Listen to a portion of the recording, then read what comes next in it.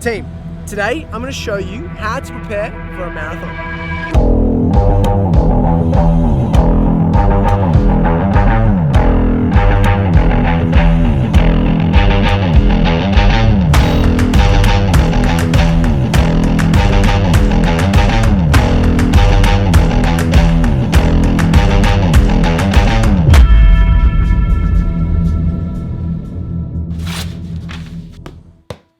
Alright team, so when it comes to actually running your marathon, you cannot just rock up on the day and do it. That is 26.2 miles or 42 kilometers. You have to train for it.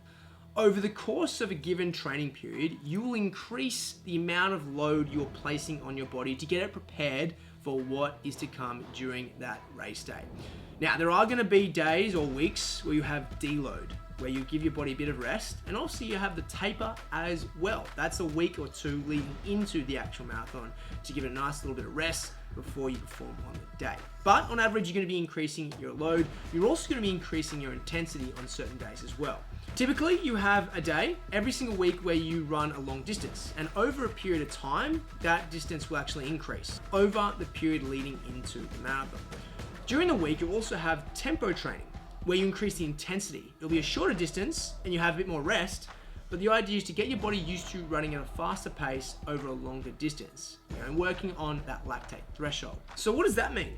Well, as you increase the intensity and the load, you also have to increase the amount of importance you place on your recovery. When it comes to recovery, you have sleep, which is absolutely important. We have hydration, which we'll touch base on in a bit later, but also you have things like mobility, stretching, massage, and of course, nutrition. Now, how much do we have to eat? How much do we have to consume to make sure we are keeping up with our recovery? So there was a study done that looked at recreational runners versus those training for a marathon. And on average, females needed to increase their overall energy intake by 40%, while males had to increase it by 15%. This is where it gets interesting. When it comes to the actual makeup of your food, there's a pretty typical ratio when it comes to marathon training you can stick to.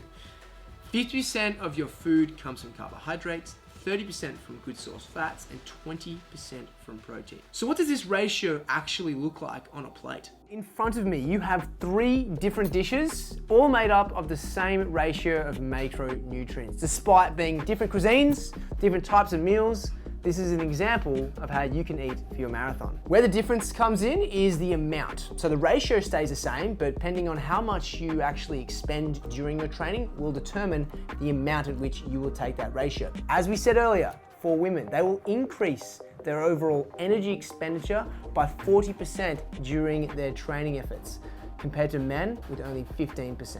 As important as food is, hydration is just as, if not more, important. When it comes to hydration during exercise, we're going to focus on a couple things, particularly known as electrolytes. Their role is pretty important. They help to maintain a very optimized water balance during exercise.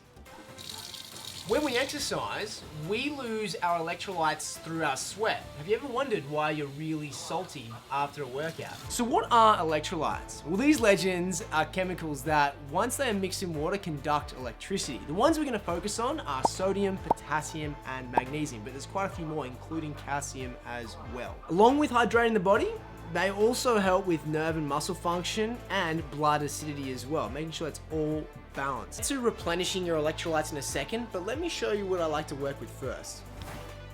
So, I'm a heavy sweater, that's why something like this element becomes pretty important.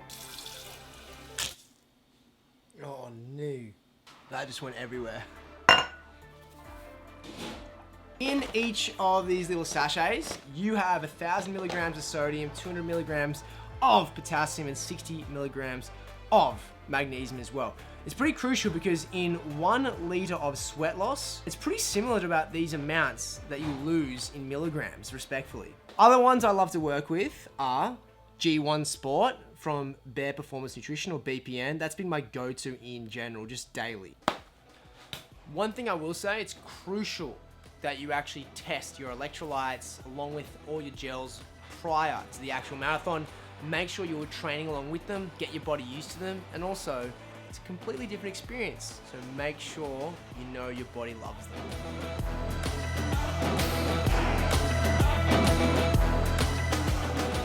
Oh, that was an epic run, 34 Ks in the bag. So right now the team are busy getting in the hydration. This is the most crucial part post-run is you also don't want to just have it as water alone. Those electrolytes I talked about, we're busy getting in anywhere between 350 milligrams up to 700 milligrams per hour that we train. Let's not forget about our nutrition. So what happens if you don't get home to have those meals prepared earlier that are definitely down to the same macronutrients you know and trust? Well, here's the thing. You can take that same formula we talked about earlier, 50% carbohydrates, 30% fats, and 20% protein, and apply it to the same piece of food you have in front of you. Another thing, never forget to also get to the ice bath, just like Gussie right here is also doing.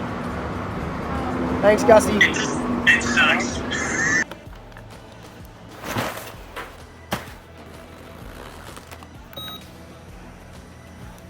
Now, as we've said before, recovery is massive. Some of the common things you can do are simply just massaging, working with a foam roller, or even if you do have some of the electronic devices that are repeated touch points, that's always a win too. One thing you can definitely do is cold and hot therapy. Now, whether it be jumping between a hot sauna and cold plunge, you can obviously do something similar at home, having a hot shower and jumping into an ice bath. This is another reason why you want to make sure you do have a lot of water. So after a run, obviously making sure you're getting sodium up and the fluid in general, but doing so will help remove a lot of that lactate as well.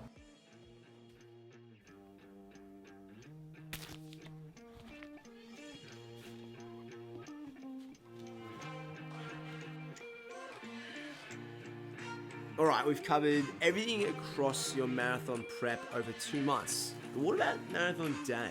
The day of the race, you want to make it as seamless as possible. On that morning, like today, you want to make sure all you are doing is just simply eating, hydrating, and getting out that door. This is where most of the work for your food is done the night before. So I recommend always going with a soft food choice, whether it be an oatmeal, granola as well, or even just an overnight oats like I've done today. But most of this should be prepared the night before. Your body wants those soft things to break down, particularly before a marathon. You don't want to have an upset stomach, that'd be the worst thing ever. Here we have overnight oats, which I prepared last night. Simply mix everything in a bowl, and then of course this morning top it off with some fresh fruit, with berries there, and a scoop of peanut butter.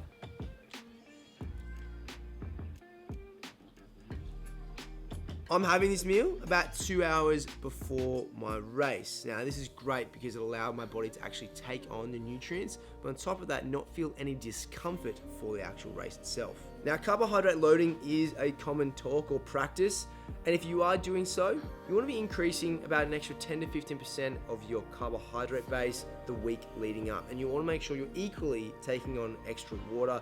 You should be doing this anyway. So, if you're someone who's been following the 50% ratio, you would move to a 55 to 60% carbohydrate ratio of your daily intake. This is going to be a great option to ensure that you have all your glycogen stores ready to go and readily available to be utilized as energy on the race. So my friends, in summation of this video, the best way to train for a marathon, let's talk about the key factors. 1, hydration.